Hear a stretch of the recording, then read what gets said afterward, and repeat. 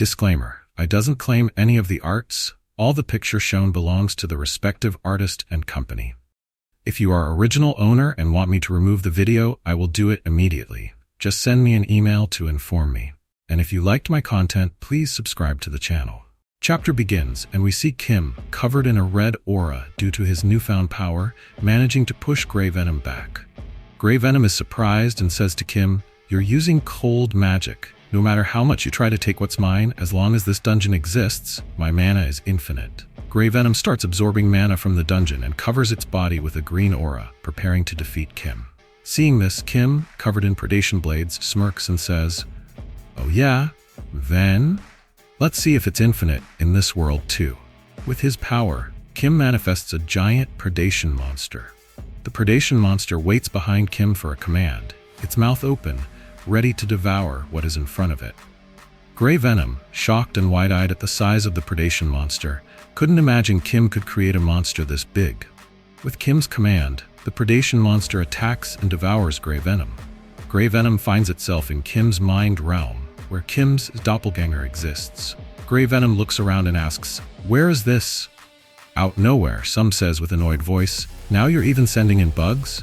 This is crazy." Suddenly, Grey Venom turns around and sees a throne made of bones and skulls and says, You're not the one I was fighting, that ominous aura. Who are you?" Kim sends Grey Venom to his doppelganger, who, with a bored and annoyed expression, says, "I never gave you permission to ask questions. A bug of Beelzebub." Disrespected by hearing its master's name, Grey Venom says, "How dare you speak my lord's name so carelessly? Then are you a Grand Duke too?" Hearing Grey Venom's words about Grand Dukes, Kim's doppelganger gets mad and annoyed and says, "How long are you going to keep yapping with that foul mouth? Get lost already." Kim's doppelganger wraps glowing red chains around Grey Venom's feet, trying to trap it in the ground. Grey Venom says, "It looks like your contractor made a bad decision. I am the Grey Plague." It releases acid gas in that domain to free itself from those chains, saying, "There is no place I cannot corrode, even if it's the domain of a Grand Duke." As the gas reaches Kim's doppelganger, a notification appears. A mysterious power is resisting.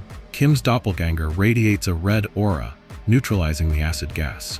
Shocked, Grey Venom says, "What? No, this is impossible. This can't be happening. The power I received from Lord Beelzebub." The chains tighten around Grey Venom's legs, dragging it deeper into the sea of blood. Grey Venom couldn't believe that despite the Grand Duke's power, it was defeated.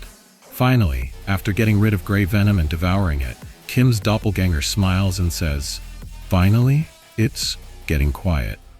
After that, we see Zhanlong's secret lab destroyed, and a man in a white suit arrives. Looking at the building, nervous and confused, he says, "Damn it, what the hell is going on?" This man is Montel Roman, the US Rank 5 national power player. He thinks to himself, "My mission is to be both an investigator for the World Player Association and one of the most important figures in the US Player Association, to protect Ricky Harris. Ricky kept refusing my protection offer, saying, 'You're going to protect me? Forget it. I've already hired a bodyguard.' But it's already been hours since she entered the lab. There's been no news. And what's with this surge of magic power? Is it time to take action?" Rocks and rubble are thrown aside as if someone is trying to make a way out. Ricky, wounded and tired, uses her power to open her way out of Zhanlong's labs. Seeing her, Montel rushes toward her to help and says, "Ricky, are you okay?" He says, seeing her injuries, "For someone like you to be injured this badly? What the hell happened inside?" Catching her breath, Ricky replies, "Illegal monsterization experiments were being conducted. The people, I couldn't save them." Hearing Ricky's words, Montel suggests they go back and talk at the association, but Ricky stops him, saying, "No, there's still someone left to save." Montel wonders who she's talking about, and Ricky answers, "From New Korea, Kim Taehyun." Hearing Kim's name, Montel is shocked and wonders what is happening. If Kim Taehyun is there, this battle must be over by now.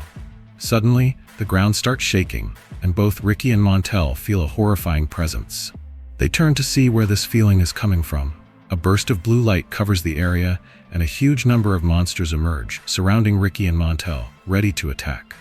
Ricky notices that this is a dungeon break. Montel activates his skill. White things start to appear around him. He can create guns. Montel, in a loud and clear voice, tells Ricky to stay behind him. He creates dozens of handguns, points them at the monsters, and prepares for battle. Montel's skill is genocide bullets, allowing him to summon countless magical firearms. Montel starts shooting at the monsters with his magical guns, his magical bullets going through them, destroying their bodies. Montel says to Ricky, "Ricky, I don't know why you were with that Kim Tae-eun guy, but with a dungeon break happening, the chances of him still being alive in there are slim." Ricky is struggling. She seems to be out of mana and cannot use her skill. Another group of giant monsters appears from the other side of the lab building.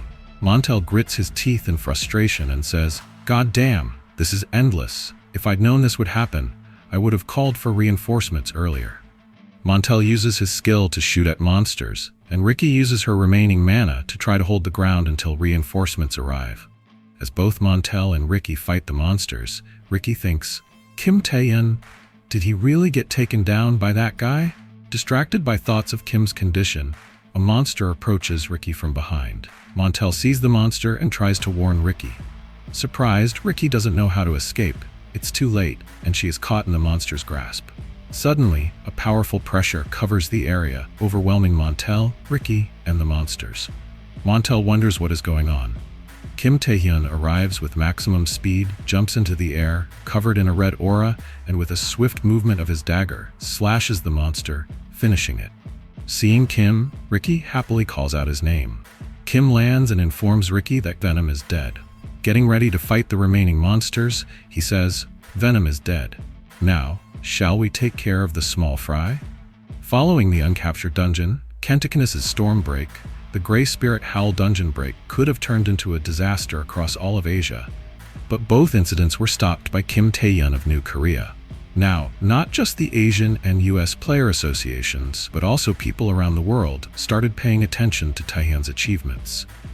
Meanwhile, at the World Player Association, along with Tae-eun, as more cases of awakened players hunting SS rank monsters increased, they began discussing the introduction of a new system, a level beyond S rank that could no longer be classified under the old system. SS rank players. The scene changes to somewhere else in the abyss. A leaf falls from a withered tree under a red sky. A person's foot is visible and they start to walk. The scene changes to their face. It's Shadow. He looks at a person sitting on a pile of dead monsters and says, "Impressive. Have you gotten even stronger in such a short time?" The person, his face covered in monster blood, says, "Yeah, one of the Grand Dukes. I successfully made a contract with the Beast King Orgel." Hearing his words, Shadow replies, "As expected, a power fit for a ruler." He gets down from the monster, puts his hand on Shadow's shoulder and says, "It's been a while, Shadow.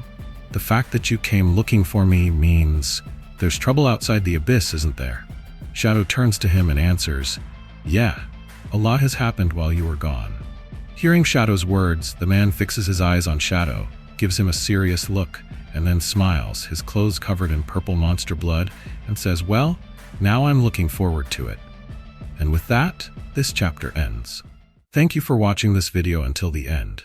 Support this channel by liking this video and subscribing the channel. And if you want me to recap another manhwa or manga, write its name on comment section. And if you want to know what happened in previous chapter, you can watch them in this YouTube channel.